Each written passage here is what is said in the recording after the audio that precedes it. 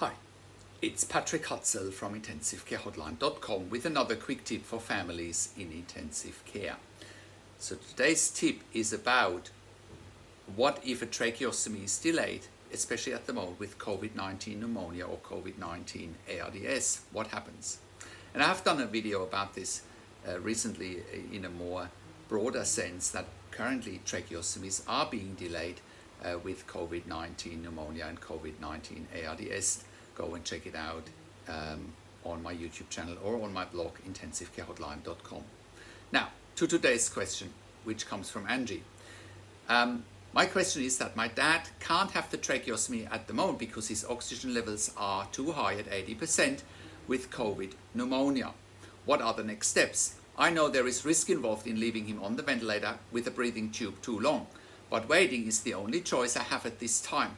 What can the ICU do to help my dad's oxygen levels go down besides proning him? Thankfully, his body has been strong enough so far and no extra organs have been damaged. From Angie. Now, I need to give you a little bit more context here about the situation. So Angie's dad has been in ICU for about close to a month now with COVID pneumonia. And he initially was on BiPAP, non-invasive BiPAP with a mask. Then he ended up on the breathing tube, ended up being prone for the COVID pneumonia, but not with much success. His FIO2s, his oxygen level on the ventilator, are still around 80%.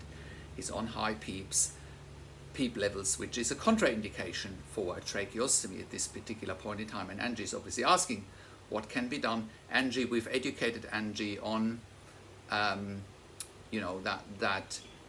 tracheostomy normally is done after 10 to 14 days of mechanical ventilation and the inability to wean off the ventilator.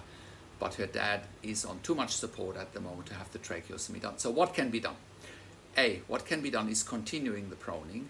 B, what can be done is potentially look at treatment options such as nitric oxide, epoprostenol, and also potentially ECMO.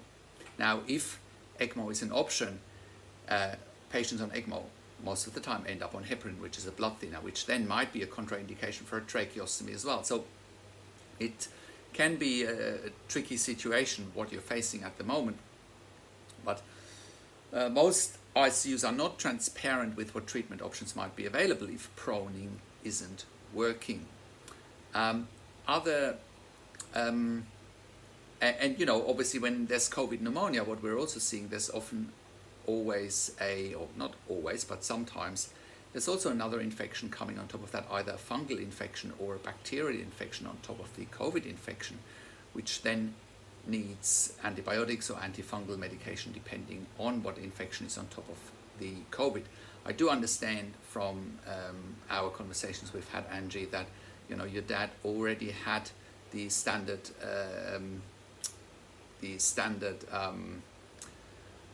COVID treatment with remdesivir and steroids. So the next steps really would be nitric oxide, depending on chest x-rays, depending on what else is going on, and potentially epoprostenol. So that is my quick tip for today. I hope it's all going well for you, Angie, and for your family. Hopefully your dad can come out of this and leave intensive care alive very soon, potentially with a tracheostomy. Now, if you have a loved one in intensive care, go to IntensiveCareHotline.com, call us on one of the numbers on the top of the website.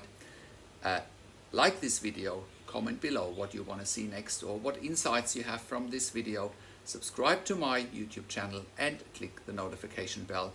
This is Patrick Hutzel from IntensiveCareHotline.com, and I will talk to you in a few days. Take care.